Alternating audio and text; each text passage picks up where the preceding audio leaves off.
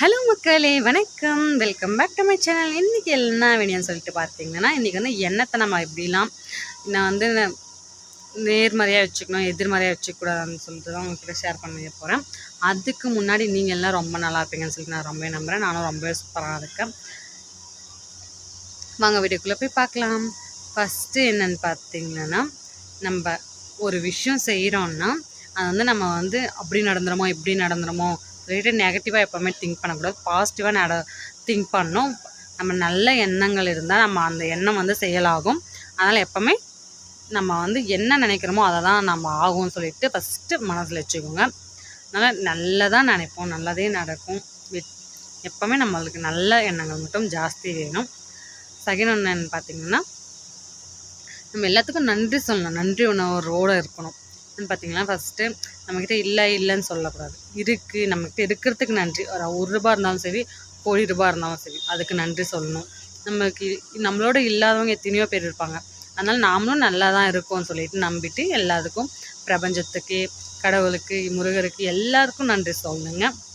இஷ்ட தெய்வத்துக்கு நன்றி சொல்லுங்கள், பிரபஞ்சத்துக்கு நன்றி சொல்லுங்கள். இது சொல்லும் போதே அந்த காற்று என் மேலே வீசுது. பிரபஞ்சமே அவன் சொன்னதுக்கு நன்றின்னு சொல்கிற மாதிரி இருக்குது. நன்றி உணர்வோடு இருக்கணும். தேர்ட் பாயிண்ட் வந்து பார்த்திங்கன்னா, நம்ம வந்து சேமிப்பு ரொம்ப ரொம்ப ரொம்ப வாழ்க்கைக்கு முக்கியம். எப்போவுமே ஒரு 20,000 இல்லை 10,000 வரும்போது நம்மளுக்கு நாமே ஒரு சேவிங்ஸ் பண்ணிக்கணும். 20,000 வருதா, ஒரு 3,000 4,000 ஒரு சேவிங்ஸ் தனியாக எடுத்து வச்சுக்கணும்.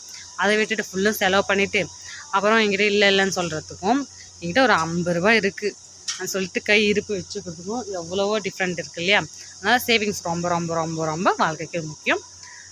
ஃபோர்த் பாயிண்ட் என்னன்னு சொல்லுவேன்னு பார்த்தீங்கன்னா, எப்போவுமே நம்ம என்ன நினைக்கிறோமோ அதை நடக்கும் இல்லையா? அதனால் நம்ம நல்ல வேலைக்கு போகணுன்னு நினைங்க. வந்து ஆடம்பரத்தை வந்து விட்டுணும். அவசியம் என்னன்னு பார்க்கணும்.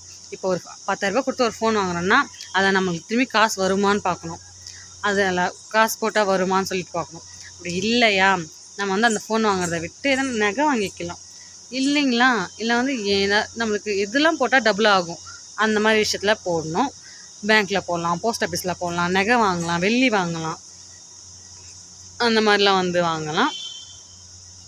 ஃபிஃப்த்து ஒன் என்னன்னு பார்த்தீங்கன்னா, எல்லாரையும் மதிங்க, திமிராக பேசாதீங்க. திமிரும் எல்லாம் வாழ்க்கைக்கு உதவுமான்னு கேட்டிங்கன்னா இல்லை. ஆனால் நம்மளை தாழ்த்தணுன்றவங்க முன்னாடி திமிராக நாங்கள் தைரியமாக நல்லா இருக்கோண்டான்னு சொல்லிட்டு வளர்ந்து காட்டணும். ஆனால் மற்றவங்கள மதிக்காமல் கெட்ட வார்த்தை பேசிட்டு அந்த மாதிரிலாம் இருக்கக்கூடாது. அப்புறம் என்ன சொல்லுவான்னு பார்த்தீங்கன்னா, எப்போவுமே என்னது நல்ல பேச்சு திறமை வாழ்க்கைக்கு ரொம்ப ரொம்ப முக்கியம். ஏன்னா பேச்சு திறமை ரொம்ப பேசிகிட்டே இருக்கணும். சொல்ல நைஸாக பேசிட்டு போகணும். இப்போ ஒரு இடத்துல சண்டை வருதுன்னா ஒருத்தவங்க கத்தி பேசுனா அமைதியாக இருந்துட்டு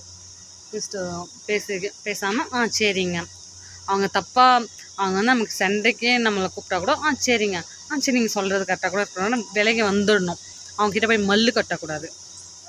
அப்புறம் வந்து பார்த்திங்கன்னா, அதிகமாக கேட்கணும், குறைவாக பேசணும்.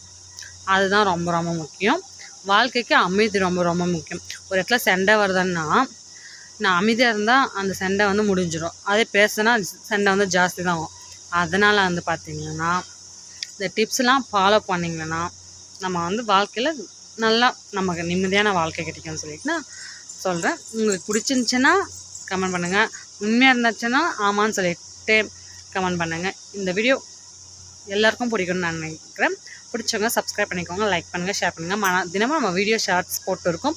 எனக்கு தெரிஞ்ச கவிதைகளையும் நான் ஷார்ட்ஸில் போட்டுருக்கேன். பார்த்து சப்போர்ட் பண்ணுங்கள். பிடிச்சவங்க நான் அந்த கவிதைக்குள்ளே கமெண்ட் பண்ணுங்கள். வேறு எந்த மாதிரி கவிதை போடலான்னு சொல்லிட்டு சொல்லுங்கள். அந்த உங்கள் பேர் மென்ஷன் பண்ணி கவிதை எழுதுனாலும் கூட சொல்லுங்கள். அதையும் நம்ம பண்ணலாம். பாய் பாய்.